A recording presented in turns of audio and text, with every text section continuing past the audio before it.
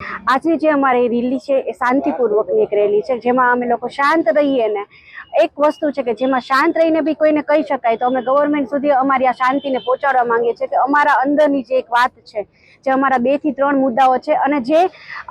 એવા નથી કે અમારે સરકારનો વિરોધ કરવો છે, જેની અંદર અમારે બાળકોનું ભવિષ્ય, અમારા મહિલાઓનું ભવિષ્ય અને એમના પેરેન્ટ્સ પણ હેરાન ન થાય એ ભવિષ્ય ઉપર અમારે વિચારવું છે। મુશ્કેલીની અંદર અમારે 3 મુદ્દાઓ છે, જેમાં બીયુનો પ્રશ્ન આવે છે, ભાડા કરારનો પ્રશ્ન આવે છે। ભાડા કરારનો પ્રશ્ન બી એટલા માટે કે 90% એવી પ્રી સ્કૂલ હશે કે જે ભાડા ઉપર જ ચાલે છે। 15 વર્ષનો કરાર કોઈ બી ઓનર કોઈ બી ભાડામાં રહેતા હોય એમને નહીં આપી કરી શકે, કારણ કે એ રજીસ્ટર્ડ હશે, એટલે 15 વર્ષ સુધી કોઈ રાહ નહીં જોઈ શકે। અત્યારે અમે લોકો અહીંયા રાજકોટથી 201 પ્લી સ્કૂલ એવી છે કે જે જોડાઈને અહીંયા અમે સાથે મળ્યા છીએ। માંગ સ્વીકાર હશે નહીં તો અમે આ વસ્તુ તો ચાલુ જ રાખીશું, કારણ કે અમારા બાળકોનો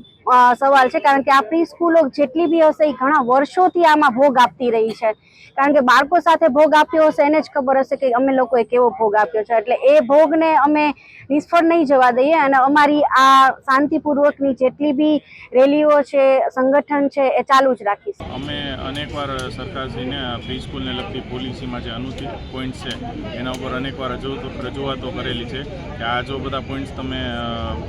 એમનેમ રાખશો તો ઘણી બધી પ્રી સ્કૂલને અસર થઈ શકે છે।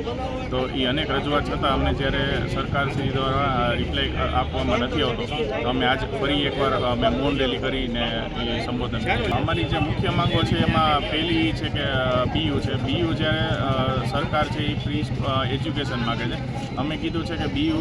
રેસિડેન્શિયલ હોય, એજ્યુકેશન હોય, એનાથી કંઈ ફરક નથી પડવાનો સ્ટ્રક્ચરમાં, તો તમે સ્ટ્રક્ચર સ્ટેબિલિટી સર્ટિફિકેટ લઈને ચલાવી લો। બીજું 15 વર્ષનો જે લીઝ ડીડ માગે છે એના બદલે અમે કીધું કે 15 વર્ષના લીઝ ડીડની જગ્યાએ 11 મહિનાનો જે ભાડા કરાર છે એ તમે ચલાવો, અને 5000 જે એ લોકો વર્ક દીઠ માગે છે એના જગ્યાએ એમ કીધું કે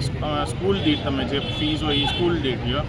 અને મહિલાઓ દ્વારા જ્યારે સંચાલિત છે પ્રી સ્કૂલો, તો મહિલાઓ ટ્રસ્ટ બનાવે, કંપનીઝને એ બધું બનાવે, એના કરતાં જેમ પ્રી સ્કૂલ જે નામથી પ્રોપરાઇટર અથવા પાર્ટનરશિપમાં રજિસ્ટર્ડ છે તો એમને એ જ નામથી રજિસ્ટર કરવા જોઈએ। આગામી સમયમાં જો હજી એક વર્ષથી તો અમે રાહ જોઈ રહ્યા છે, પણ હજી જો માંગ સ્વીકારવામાં નહીં આવે તો અમે આગળ કદાચ